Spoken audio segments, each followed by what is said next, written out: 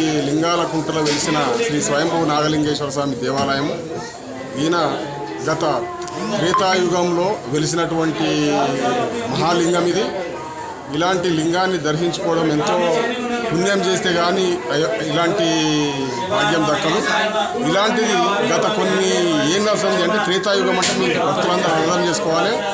ఆనాటి సంధి వెలిసిన మా చిన్ననాటి మా తాత ముత్తాతలు కూడా దీన్ని ఎవరు పెట్టినది లేదు.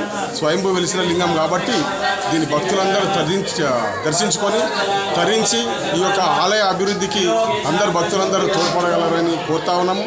అదేవిధంగా ఈ యొక్క భక్తుల సౌకర్యం కోసం అన్ని ఏర్పాట్లు చేయడం కూడా జరిగింది.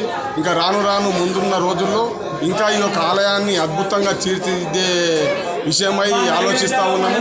అందరం కమిటీ మెంబర్లమే కానీ గ్రామ పెద్దలు కానీ ఇక్కడ ఉన్న భక్తజనమే కానీ అందరూ కలిసి ఈ యొక్క ఆలయాన్ని అభివృద్ధి పరచాలి.